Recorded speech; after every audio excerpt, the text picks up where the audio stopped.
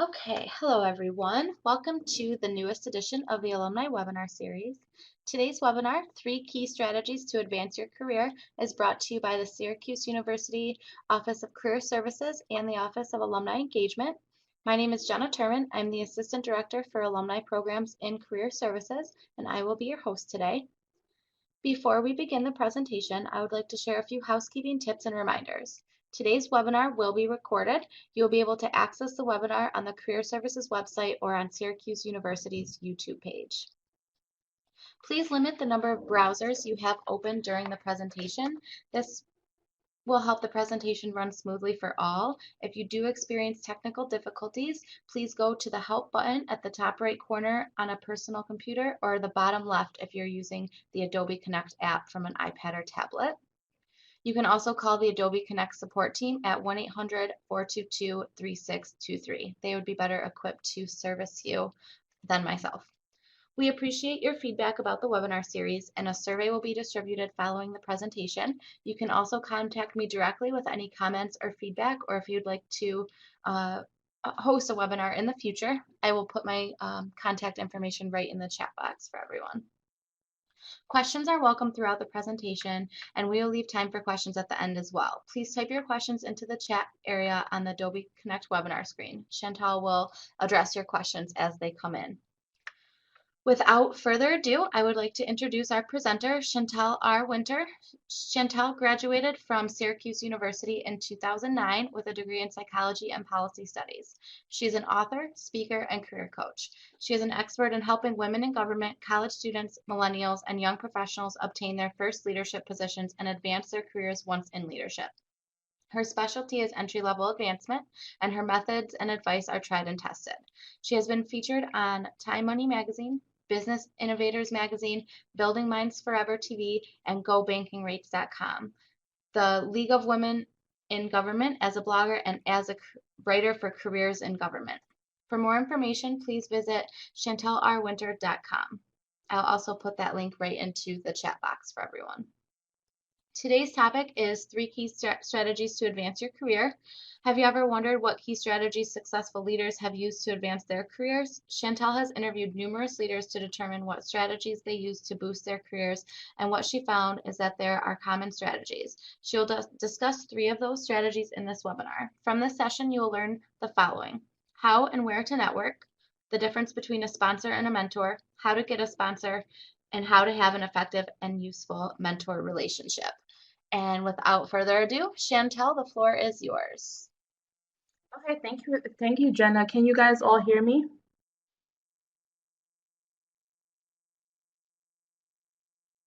Okay, wonderful. Don't be afraid to speak to me or chat in the chat box. I want this to be a very interactive session. I want this information to apply to wherever you are in your career. So don't be afraid to ask me any questions or to stop me if you don't understand something. And please let me know if my audio goes out. So as Jenna mentioned, today I'm going to be discussing 3 key strategies to advance your career. But first, I want to definitely congratulate everyone for taking the time out of their day. And if you're at work, taking time out of your lunch hour to empower yourself and truly maximize your lunch. So congratulations to all of you all that decided to join today. So Jenna kind of already stole some of the information about me, but there's a picture of who I am. And as she said before, I am an author. I'm an author of 2 books. The first one is 10 Key Strategies to Advance Your Career. And the second is Women in Government, 10 Key Strategies to Advance Your Career. I'm also a speaker and a career coach. And as Jenna has mentioned, some of my portfolio items include being featured in Money Magazine, Business Innovators Magazine interview, and a writer for careers in government. So today I picked 3 strategies out of my books to discuss with you, and those are going to be networking, sponsor, and mentors. The objectives for today's conversation is going to be how and where to network, the difference between a sponsor and mentor, how to get a sponsor, and how to have an effective and useful mentor relationship. Because while it's good to have a mentor, it's important to have that relationship be effective and useful. So now I'm going to begin. And again, if you have any questions, please do not be afraid to stop me. So one of my favorite quotes in regards to networking is by Maya Angelou. And she said, I've learned that people will forget what you said, people will forget what you did, but people will never forget how you made them feel. And the reason I chose this quote is because I felt it applied very well to networking. For me, this is a key and hidden secret to a successful networking relationship. Because with any strong relationships, they're tied to emotional connections. And while this may not be the case with everyone, I truly believe that if you're able to make an emotional connection with someone, have them remember how they felt when they met you, that is the beginning of a strong relationship and a strong networking relationship. So now I'm going to talk about how to network, and I split this section up into two different other sections. I'm going to talk about how to network in person and how to network virtually. But before I get into the how of networking, let's talk about where to network, especially in person. So for some, I know networking can be a very scary thing, and it truly shouldn't be because a lot of times we end up networking without realizing that we're networking. We do it intentionally or unintentionally. We could do it, if you ever thought about it, sometimes you end up meeting someone at a random location. It could be at a gym, a supermarket, a movie theater, and maybe you just start talking to the person.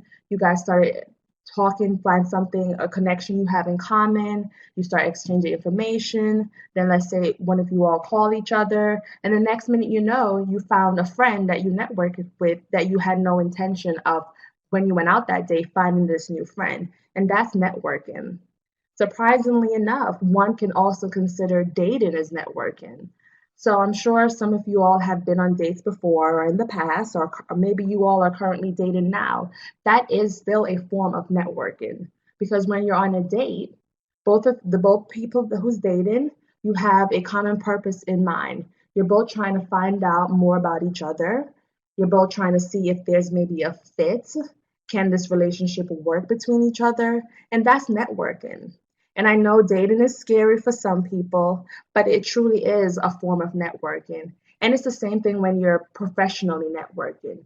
You're there to find out more about the person, more information, see if you have a common, anything that you guys may have in common. And sometimes you're out there networking professionally to see if you all could help each other grow or maybe help each other on a project or even advance your career. So don't be afraid of networking because we network, as I said, unintentionally or intentionally, even without realizing that we're actually networking.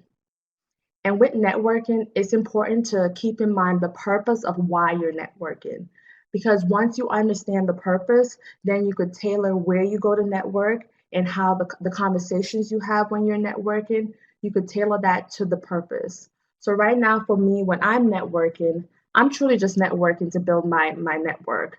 I'm not networking to necessarily maybe get a job. I'm just out there trying to meet new people, trying to grow my network and help as many people as I can. So I never turn down a networking opportunity because you never know where you're going to meet someone that's going to help you take you to your next career that you may not even know that you're looking for, or how you may be able to help someone. Any questions so far on networking?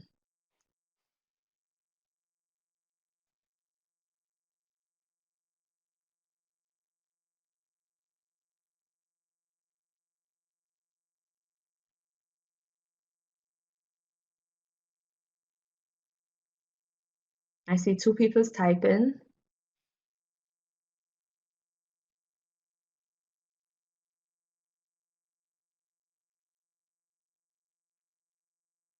Okay, so while I wait for the messages to come in, I'll just continue. So as I said earlier on, I mentioned about intentional and unintentional networking. So unintentional networking is like I had mentioned, maybe you find someone at the supermarket or at the gym and you just randomly strike up a conversation and without you knowing it, you're networking. Okay, Karen, I will definitely touch on networking for college internships. One, that's a great question. And I'm going to be able to really speak towards that when it comes to virtual networking also. Okay, so as I said, an unintentional networking, and then you have the intentional networking, which is when you intentionally want to go out there and network. And most of the time, when we think of networking, that's the type of networking we think about. We think about, okay, we have to go somewhere and we have to force up this conversation that might be uncomfortable, and we just have to do something that may not be natural to us. But with networking, it's truly just a few key steps that you have to remember, and the fear of networking, it may not be so fearful once you just start practicing these key steps that I'm going to go over today. And I just want you all to keep in mind that with networking, it truly is essential for our growth and development. And as Karen's question, she pointed out, what about networking for college internship? That's crucial, especially if you're a current college student. Internships are key to gaining that experience because whenever you try to get a job, one of the things they're going to say is, well, you lack the experience. So when you're in college, that's the best time to go out there and try to get an internship. So when you're trying to network intentionally, you want to, some of the key places that may make sense would be to do it at work, professional events, or alumni events. So Karen, try to answer your question in this part of the presentation. A good place you could go about for networking for college internships would be at different alumni events. Karen, are you a Syracuse student right now?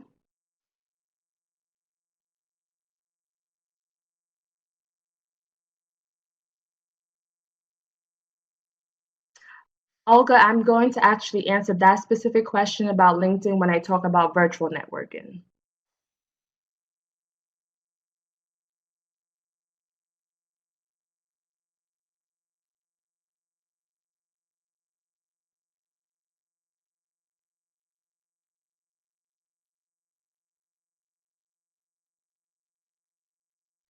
So Karen, while you're answering the question of whether or not you're a Syracuse student, if I have any students on the line, one of the, my daughter's in college looking for an internship in chemical engineering, not at SU. Okay, so you don't have to be in at SU, but if your daughter is in college right now looking for an internship, the best way to do it first is her career center at her school, but definitely any events that she hears about when it comes to alumni. So if her school is doing an alumni event, maybe she can ask to volunteer on that services, or if so she could be interacting with the alumni and to strike up conversations. And I'm going to go about when she's having those conversations, what are some key things that she can do, and just talk to different people in different arenas on campus, and then that's how she'll be able to kind of start networking and see if there's any internships out there. And I would definitely recommend for your daughter that she doesn't be afraid of unpaid internships, because a lot of times you could create your own internships if you're willing to have those be unpaid, because sometimes organizations don't have the money to pay, but they do need the help. So an unpaid internship would be great. But those are two key places, Karen, for your daughter to start out: the career services at her school and to see if there's any alumni events going on. And actually, a third one would be to see if there's any community events that she could volunteer on, or become involved in the community and start networking that way. Someone else had a question, so I'm just scrolling up. Okay, Meredith, I sometimes find it's hard to make a connection with people who have been in the industry longer. Any tips? Can you elaborate a little bit more, Meredith? You could unmute yourself.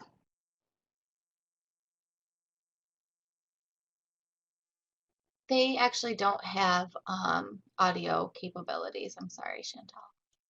Okay, no problem.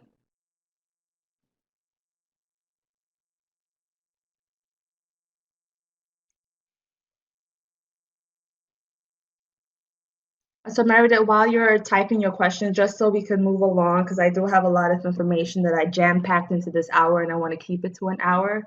If you guys want to stay longer than an hour and you have the time, I'm fine to do that also. But Meredith, keep typing. I'll come back to your question and try to answer it. So I kind of already talked about the where of networking when it comes to in person. So just as a quick recap, I talked about how networking, yes, it can be scary, but sometimes we do it without even realizing we're doing it. I talk about how dating can be seen as a networking opportunity. When you randomly talk to someone at the gym or the supermarket, and I talk about professional networking and unintentional versus the intentional networking. And for professional networking, you could do it at work, professional events, or alumni events. So now I'm going to talk about some of the how to when it comes to in-person networking. And Meredith, I see that you dropped in the explanation, and I'll touch on that right after I finish with this slide. So first, don't forget their name. So when you're out there and you're networking and you're having that conversation, try to remember that person's name because it's amazing the power of someone's name. Just think about how you feel when someone remembers your name. I'm sure it makes you feel special or you feel impressed. And if you could recall, when someone says your name or remembers your name, it immediately piques your interest and you're more alert, you're more tuned in to whatever they're going to say next because you heard your name. It's kind of like if you're in school and your teacher calls your name or someone calls your name, you immediately want to listen to make sure that if they ask you a question, you're going to answer it. And just like with the quote that I had mentioned earlier with Maya Angelou, and she talks about how you make the person feel, this is the first step in the right direction of how you're going to make that person feel when you're networking so they know that you remember their name. And to be honest with you all, that is one area I struggle with, especially networking or any event that I go to where I have to remember someone's name. I have a hard time doing that. So I have to make a conscious effort to try to remember the person's name. And what I do when I'm networking to help me remember the person's name is I immediately use it right after they tell me their name in the conversation. And then I also try to make an association with that name. So for example, if I'm networking and the person's name is David, I'll think, okay, David, I have an employee named David, and that's the association I would try to make to help me remember that person's name. And I immediately also write their name down. So when you're networking, don't forget their name. Next, you want to listen. And when you're listening, your goal should be to find out two things. You want to find out how you can help and what you all may have in common. And it's important to find out these two things because you're going to end up using them when you're following up and when you're invited and sharing and when you're building that network, when you're building that relationship. So it's truly, truly important that when you're listening, you try to find out, okay, what you guys have in common and how can you help them. And the reason why these two things are important is because once you're able to find out what you guys have in common, you help to build that bond and it helps to also trigger their memory the next time you guys may meet or when you follow up. So for example, if I go to an event and I find out I'm talking to someone and they reveal that they're Jamaican, I'm also Jamaican. So that's immediately an instant bond. That's a connection that I now have with that person, and it'll help me a little bit more to remember who that person is because I now have that connection. I now feel that bond I feel that we're tied together because of something we have in common. Next, you're going to want to collect their contact information and then you're going to follow up. So again, you're going to use that information that you gather when you were listening in that follow up. So if I was following up with someone, what I would say is, I met you at this event and we discussed how we both liked A, B, and C. You had mentioned that you could use help with so and I think I can help. So you want that follow up to just be simple and point out what you have in common. So you're triggering their memory. And then you want to show them that you're of value. And you say, hey, I found out that remember you had mentioned you needed help with this, and this is I think I can help you. So you're showing the person how you could be an asset in their life. And lastly, you're going to invite and share. And with that, again, you're getting information from what you had listened and found out. So you want to maybe invite them to lunch. And this could be a physical lunch, or it could be a virtual lunch like what we're having right now. Or you could invite them to events you may of common interest. And you would have found this out when you were having your conversation and when you were listening. You also could share information with them that are maybe of interest or that's something that they're interested in. And this all helps to strengthen the relationship that you're building with this person and to help really build a strong network. because you don't want to just go to these networking events and just collect business cards. You want to follow up and keep building on that network to make it strong. So Meredith, now I'm going to go to your question.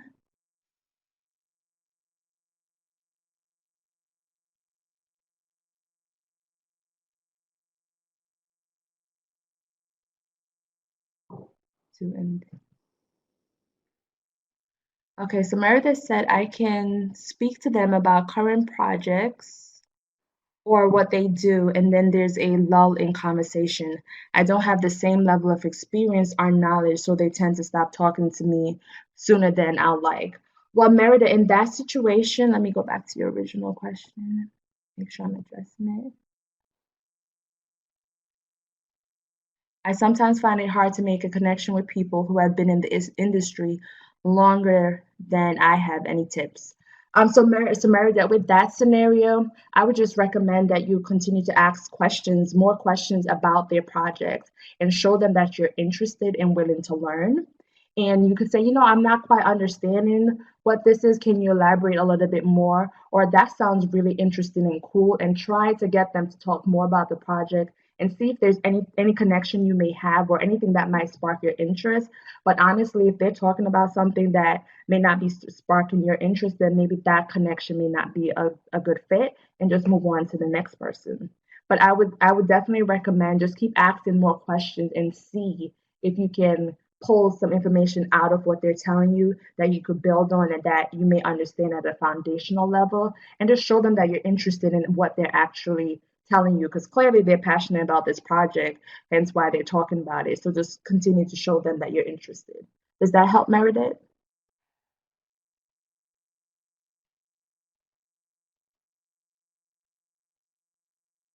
Okay. Did I miss something? Mm.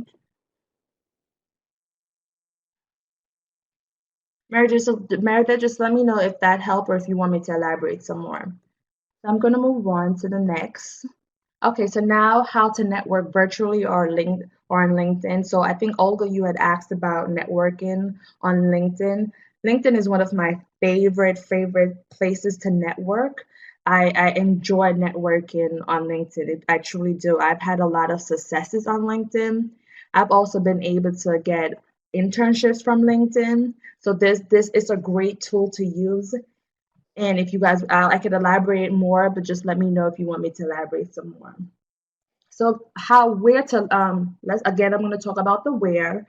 So when it comes to virtual networking, the opportunities is endless because you have social media. So you have LinkedIn, you have Twitter, Facebook, Snapchat, Pinterest, all your social media sites. They're an opportunity for you to network. There's also organizations that put on virtual networking events, and that's another opportunity. Or you could just network at random because the internet provides you unlimited opportunities. So, for example, I'm interested in being featured on Forbes magazine. So what I'm going to do is I'm going to look at all the different contributors to Forbes that's written on Forbes magazine and see if there's anyone that's writing on topics that I have expertise in, which would be career advancement or entry level advancement. And all I'm going to do is try to reach out to them via their email if I could find it, or on social media, and just offer my assistance to them. So I'm going to say, hey, I have expertise in this area. I see that you've written previous articles on this topic. And the next time you're writing an article that's similar or on this topic, please think of me. I'm willing to help, or I could offer a quote.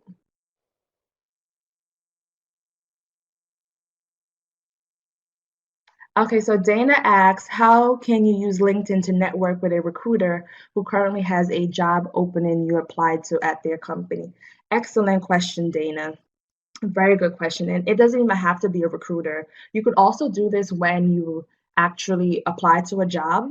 So what you would do, Dana, to network on LinkedIn. So you could just reach out to this person on LinkedIn and send them a private message. And the 4 bullets I have on the screen is what you're going to want to put in your message, and just let them know. You also want to put in your message and let them know that you apply for this job and that you're very excited about the opportunity to work for the company that you applied to, and you're willing to, maybe you would love to gain more information about the company or about the position. So that's one way you could do it. Or if it wasn't a recruiter and you just want to network with maybe someone in HR at the company, or if you applied to a job and you want to learn more about that company, just do a search on LinkedIn to see who's in your network that works at that company, or try to join a group. That's so if it's, for example, MetLife, if you're applying to work at MetLife, you could see if MetLife has a group on LinkedIn for the alumni or current workers. See if you could join it, or search your LinkedIn group of networks to see who may be a first, second, or third connection that may work at MetLife, and reach out that way and just send a message and use the 4 tips that I have on the screen, and just let them know that you applied, you're interested, and you're looking to gain more information. But I'm going to elaborate some more as I go through these 4 bullets. Okay, so I talked about how you could network at random virtually, and with LinkedIn, it's also very important that, and I'm hoping that everyone has a LinkedIn profile. If you don't, I'm more than happy to work with you offline, and we could talk about how to go about building a really good LinkedIn profile so it's successful. But some key quick tips or tricks for a LinkedIn profile: you want to make sure you have a professional image. You want to make sure that the information is professional, and you want it to be concise and to the point of what you're looking for. You want all the brand that you're putting out there to be consistent. So if you're looking for a HR job or a bioengineer job, you want the information that you have on LinkedIn to be consistent towards that field. So first you need to find out, okay, what are some of the skill sets that's important to recruiters that are looking for people with this type of skill set for this type of job, and make sure your LinkedIn profile has those different skill sets in your job history, in the groups that you're interacting with, and just make sure that brand is consistent for whatever you're looking for. And with LinkedIn, as I mentioned earlier, you want to go about joining different groups on LinkedIn, because this will help to expand your network. So sometimes you may not have someone in your direct network that works at a specific company or has that job title that you're interested in learning more about. So by joining groups, it opens up your network to more people. And this also helps you to build an online sense of community and support. And then with like Facebook and Twitter, Snapchat, and all the different social media sites, it's important that you interact with whoever is sharing their information or tweeting or sharing the articles, and you want to go ahead and share their same articles and their tweets, because you're helping them to spread their message. And then you want to also follow the hashtags and the thought leaders. And when you share these other people's information that you're trying to network with, then you're helping them help you, because by helping them sharing their message, they're going to see this, and you can reach out to them and say, hey, I've been following you for a while, and I really like what you've been tweeting or the articles you're sharing, and I'm trying to do A, B, and C. Would you be willing to help? Okay, so now let's jump into the how. So these are four bullets that I use them every single time, especially on LinkedIn, whenever I am networking. I've used it over and over. It's tested. As I said, I've gotten internships by using this method. I was able to find some of the leaders that I interviewed for my book by using this method. So it's tried and it's tested, and it's very simple and clear, and there's 4 things you need to remember. So the first thing is you want to give the person a compliment. I'm not sure if any of you guys have read Dale Carnegie, How to Win Friends and Influence People. Definitely recommend that book. But in that book, he talks about the power of a compliment and how you could truly use it to influence people.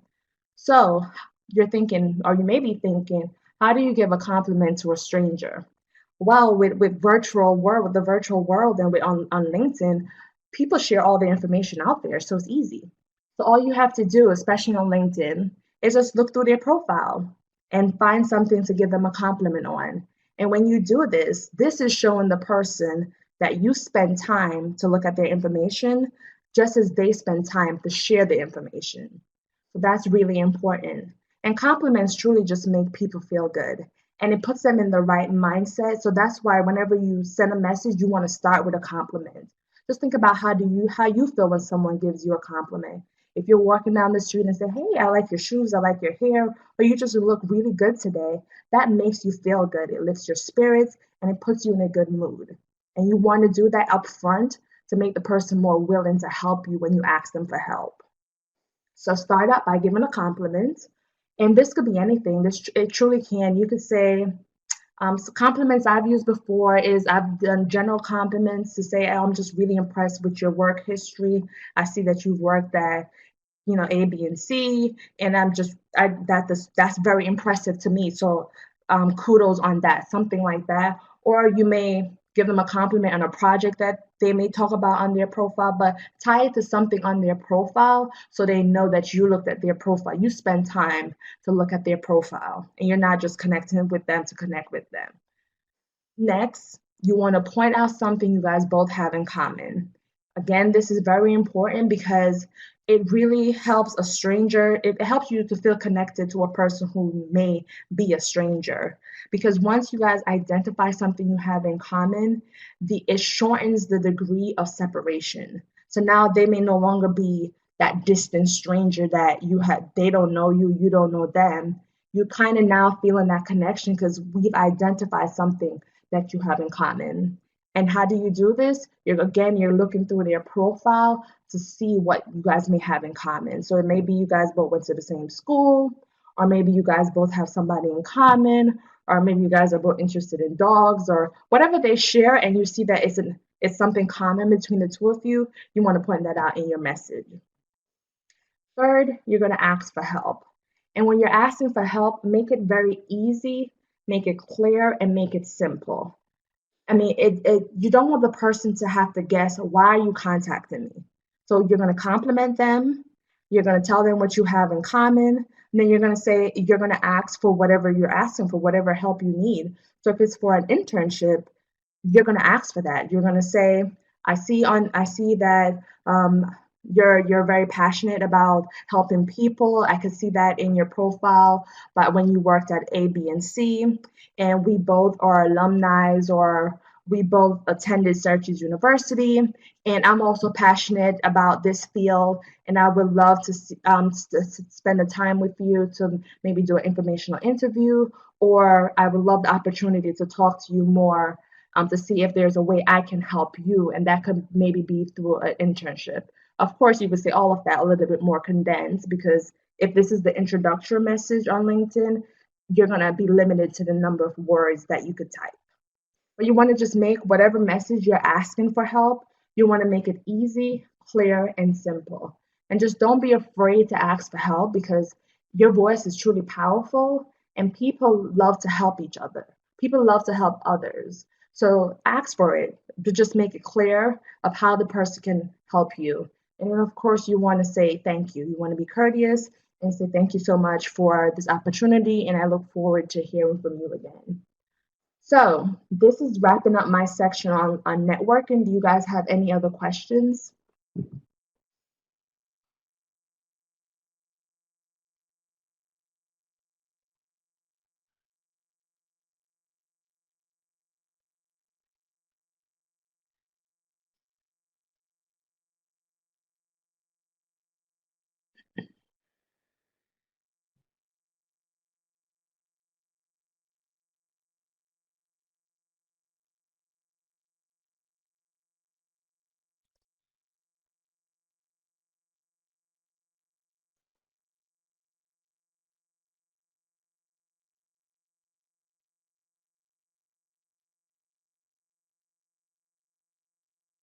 Okay, I saw that there was two people typing and then it disappeared. But if you think of your question later on, just let me know.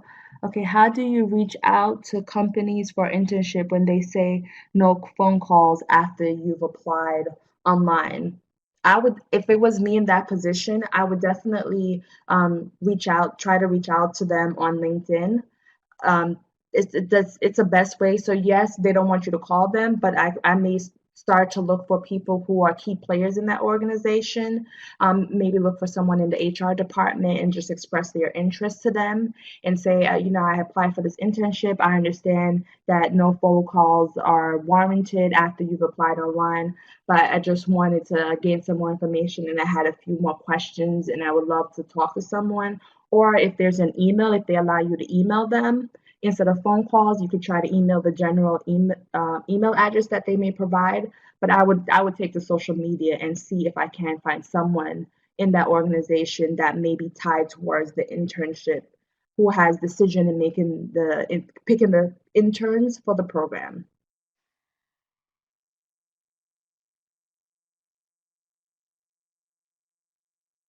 Okay. If you guys have any more questions, don't be afraid to type them out.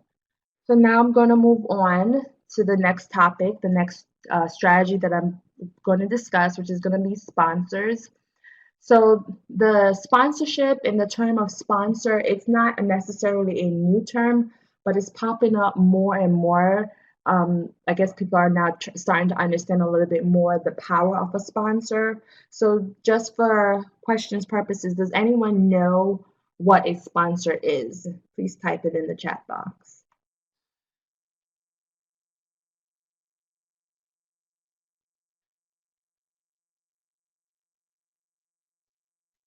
They can be a mentor, Karen, but not exactly. There's a big difference between a sponsor and a mentor. So with a sponsor is someone who will speak on your behalf when you're not around.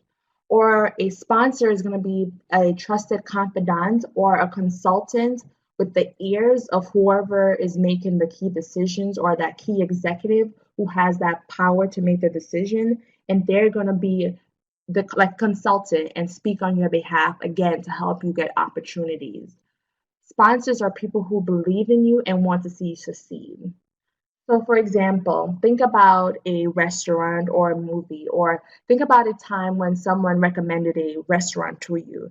They were being a sponsor for that restaurant. So they may have came to you and said, "Oh my God, this restaurant is really good. The service was great. The food was amazing. I had A, B, and C." That person is acting as a sponsor for that restaurant. The restaurant didn't say, "Hey, go be my sponsor," but because of that service that they delivered, the person is spreading the word about them and recommending them to other people. That's what a sponsor do in a professional environment. So here are some images that I found on the internet that will help to explain the difference between a sponsor and mentor a little bit more. So first, mentors talk with you, sponsors talk about you. So remember I said a sponsor is someone who's willing to speak on your behalf when you're not there. They're going to talk about you to other people. Another one, mentors give you perspective, sponsors give you opportunities. Okay, so a mentor is going to talk with you. They're going to, help you think through different thought processes and give you different advice and guidance. Sponsors is going to help you get those opportunities, and they're going to talk to other people about you. They're going to be consultant for whoever is the key decision maker and consult with them and say, "Hey, you need to hire this person for this position." They're going to help you get opportunities. That's a sponsor. Okay, so why do sponsors do it? It increases their value. So back to the example I gave with the restaurant. So imagine if someone came to you, they recommended this amazing restaurant, they're raving about how good the restaurant is, and you decided to try the restaurant. So you go and maybe you order the same dish or maybe you order a different dish, but the restaurant is truly amazing. The food is great, you have a good time. You are so happy this person recommended this restaurant to you.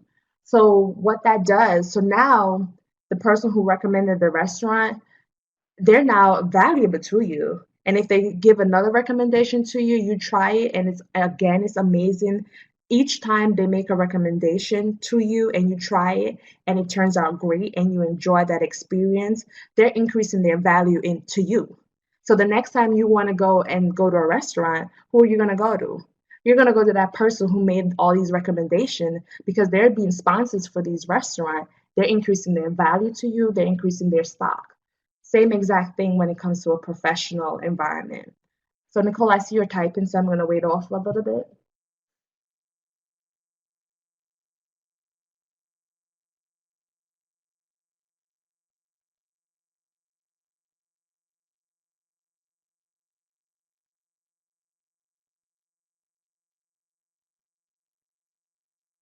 I am getting to that, Nicole. That's going to be the next, not the next slide after this, but the one right after. I'm going to talk about how to get a sponsor. And I truly want you guys to really take note of this because sponsors are powerful for a career. If you want to move up in your career and do it quickly, sponsors are one way to do that.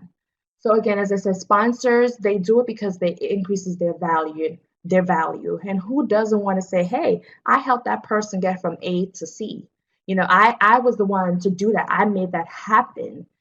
That's important for sponsors. They love to help other people. And as I said, when they do it and the whatever they recommended to the key executive and it turns out valuable and it works, they become more trusted to that key executive.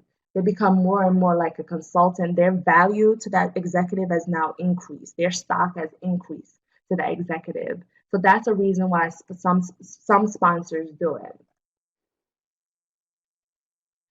So while I was doing some research on this topic, I ran across an article and it was titled "Why Men Still Get More Promotions Than Women." It was featured in the Harvard Business Review, the September 2010 issue, and I know it's 6 years ago, but it's still very applicable. And what the writers found, what they did, they interviewed key leaders, women leaders in different organizations, and they talked to them about career advancement. And what they found was that women were being mentored to death. Women had all these great mentors that were giving them great advice and giving them, great ideas of different projects they needed to get on, but they were being mentored to death. The men, on the other hand, they had sponsors.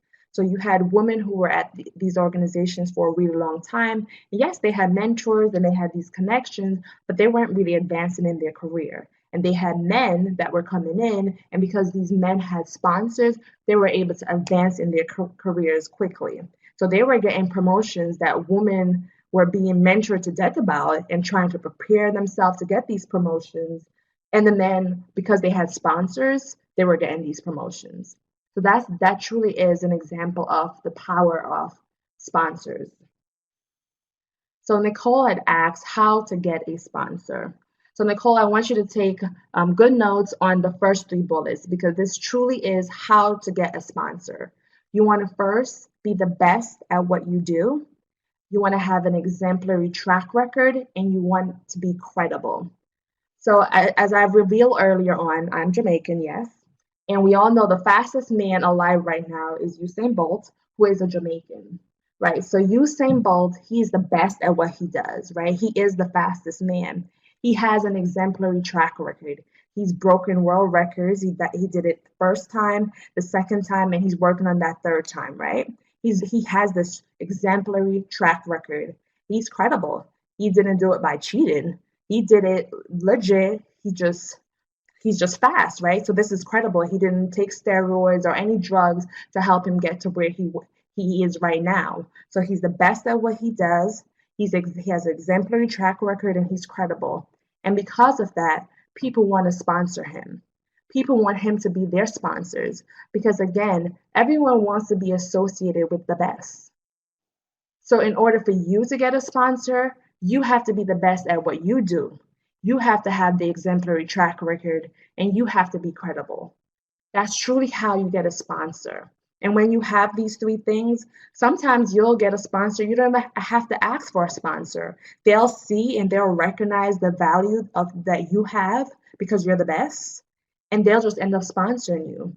If you've ever seen in your organization how people are getting on projects and they get the special projects out there, and if there's any committee, their name always seems to pop up because they have sponsors. And once they did it the first time, they proved themselves. They showed that they were really good. They were the best, and it just keeps on going, so that person keeps getting recommended for these different projects. Okay. So the next three bullets, these are other ways you could go about getting sponsors, but the first three are crucial. Okay. So the next is to get an introduction from your supervisor.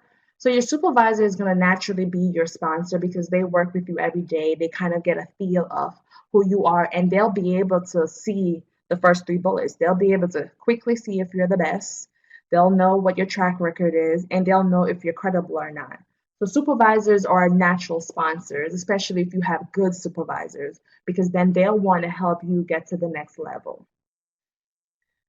Okay, and sponsors can also be your mentors, but I'm going to talk about that a little later.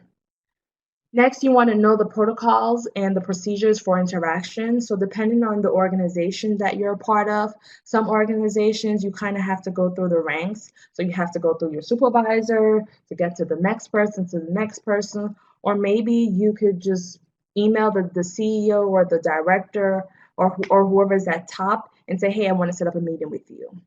And when you're looking for sponsors, you want the more powerful or the more power that person has when it comes to the decision making, the better they are as a sponsor. Because you want the sponsor to be the one who can make the decision, because you want them to help you promote your career and advance your career.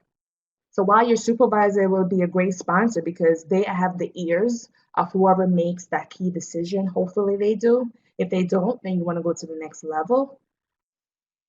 You want to try to get those key executives or the people who's making the decision, get them get them to know you and get them to be your sponsor.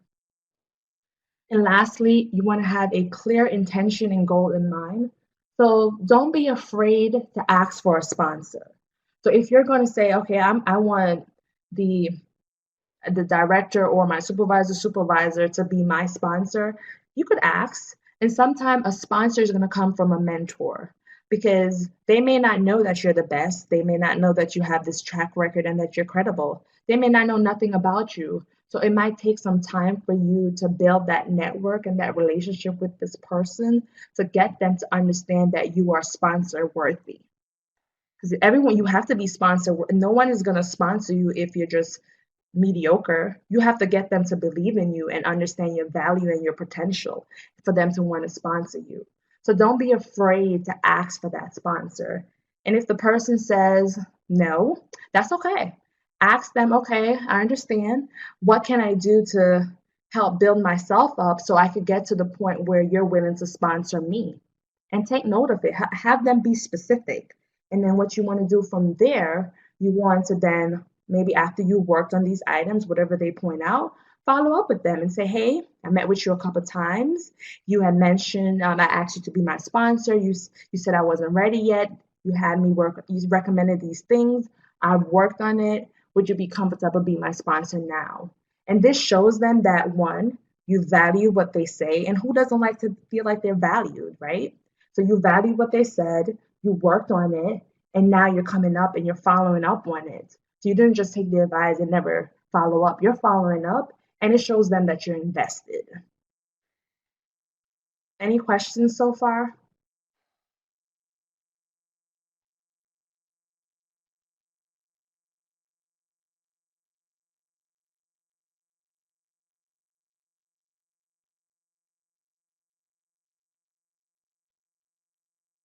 And Nicole, while you're talking, wow, okay, it seems like sponsors are more internal to your organization. If that is that correct? It makes more sense for to have sponsors internally because that's where your career is and that's where you want to advance up in your career. But you can have external sponsors, but it does make more sense to have them internally within that organization. And another quick note with sponsorship, volunteer for projects that management sponsors, because guess what? Any project that management sponsors, they're interested in. They're taking stock in it. So if you're helping them to get something that they're interested in, that helps them to get to know you. And then when you're on such project, be the best. Have that track record and be credible. Get them to know who you are and what your values are and what your passion is and what your career goals are. So then they'll be able to potentially one day be your sponsor. So I'm going to move on to mentor. I see I only have 10 minutes. As I said, I want to stick to you guys. I want to stick to the hour, but I'm more than happy to stay on afterwards if need be. But with mentorship, a quote that I like by Oprah Winfrey, she said, a mentor is someone who allows you to see the hope inside yourself. And I truly believe that. I think sometimes you don't know what you're capable of. And as a mentor, it's their job to help you see what you're capable of and help to get you to the next level. And a mentor and a sponsor, they can be the same person, but they have different roles. Remember, I said a mentor gives advice, a sponsor helps to give you opportunities, right? But they can be the same person. It makes sense. So now, how do you go about having effective mentor relationship? And I'll be honest, I've had many mentors before, and some have been good, some have been bad.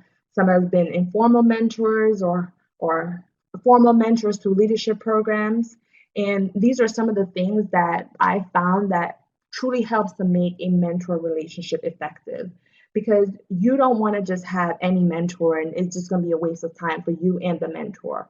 You want it to truly be an effective relationship that's going to help you get to the next level and advance your career or whatever you're trying to do. So these are 10 things that I thought of. The first one, you want to be you. So you want to build a relationship that goes beyond face value, especially if this mentor-mentee relationship was through a formal peering, like through a leadership program. You want to truly show them who you are so they know the real you, your strengths and your weaknesses, because the more the mentor gets to know you, the better they can help, they can assist you. Next, you want to set goals and expectations up front.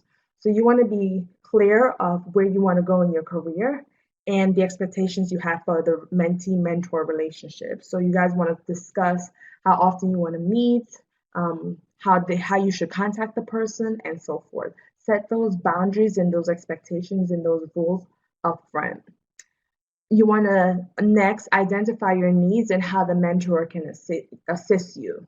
So be clear of what you want out of that relationship. And so you might say, hey, I want to get my first leadership position and I'm not in leadership right now. So that's a goal. And I think as my mentor, I think this may be how you can assist me. And the mentor may agree or they may not agree, but just have that conversation up front. You want to be open-minded to the advice that the mentor is going to give you, because being closed-minded and shut off to the advice that they give you is a waste of time for both you and the mentor. And no one has time to waste. Okay. The next one is be present for the relationship. So be invested, show up, and participate. Don't just go through the motions, because the more you're present for the relationship, the more you're going to end up the more you're going to be able to get out of the relationship. Be willing to work. This one is really important. So if the mentor gives you homework, do it. Trust that they know what they're doing, right? Because first you want to make sure you had picked a genuine mentor in the first place. So at that point, when you did that in the first place, if they give you homework, you should trust that they know what they're doing. So the mentor may say to you, hey, create a 5-year career plan, or I want you to volunteer with this organization. Do it and just be willing, because sometimes you have to get experience outside of work to be able to grow in work. So just be open and be willing to work for the relationship or whatever the mentor says to do. Next, you want to be willing to help your mentor. So it's not just about you taking, you have to be willing to give too. So when you see that your mentor is volunteering for something or they're part of something, go show up. Show them that you're there to support them. Show them that you want to help. And when your mentor sees this, they'll be more willing to invest more in you. So help them out too. Number 8, you want to be accountable to each other. So it's very important that you guys hold each other accountable. So if you say that you're going to do A, B, and C on such date, make sure you deliver. If the mentor says by the next meeting, I'm going to have A, B, and C, on the next meeting, ask about it if they don't mention it and hold them accountable. You guys have to hold each other accountable. Number 9, find a mentor that is committed to you. It takes work to be a good mentor and to be a good mentee. So it's truly important that you find one that's going to be committed to the relationship, and that they also have the time to commit to the relationship. And lastly, you want to remain in contact with your mentor. So send progress notes and life changes if it's necessary. Send them articles and just keep the relationship going. Do you guys have any questions when it comes to mentors and having an effective mentor relationship?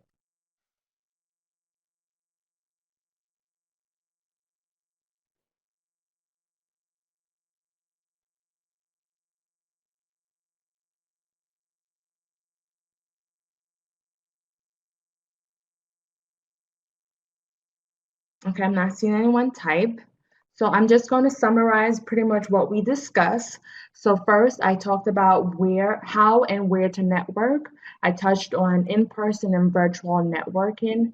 And remember, with virtual networking, especially with LinkedIn, the four-step method that I gave you guys, first, give a compliment, identify common interests, ask for help, and say thank you. Next, I talked about the difference between a sponsor and mentor. So, a mentor gives perspective, a sponsor gives opportunity. Sponsors is going to talk positively about you behind closed doors, right, when you're not there. Next, I talked about how to get a sponsor. So remember, be the best, have an exemplary track record, and be credible.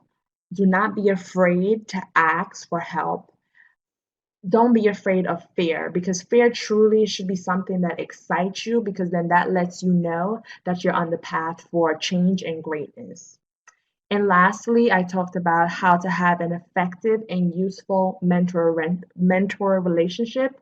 And I highlighted 10 ways to go about doing so. And of course, one of them was to be who you are.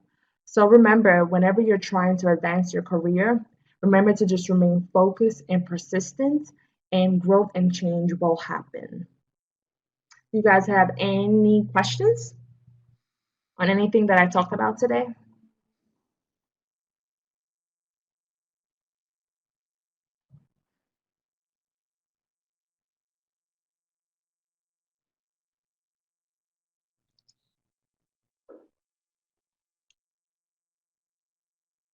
Okay, August said, no questions. I am trying to continue in touch with my contacts in several countries. Your speech has been very useful and encouraged me to rescue forgotten contacts that can be useful to my career.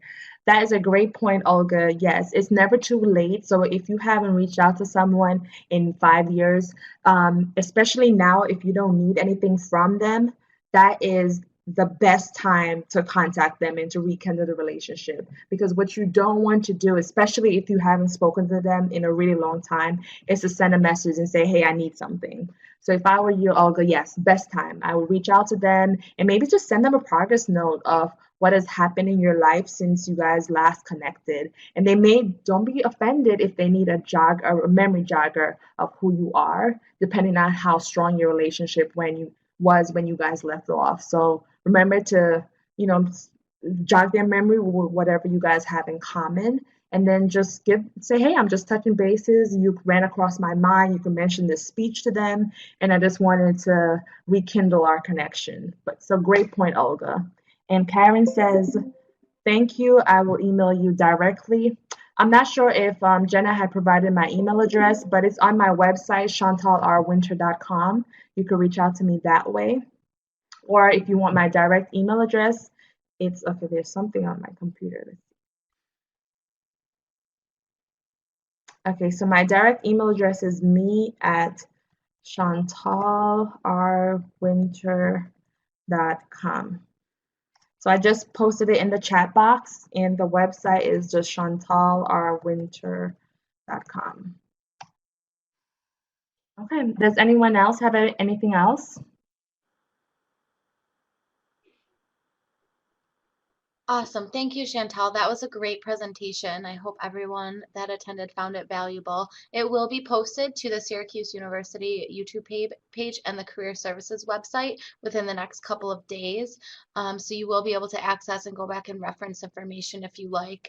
You can always reach out to Career Services for more information as well, anything career related, as well as to Chantal. She did provide her contact information there.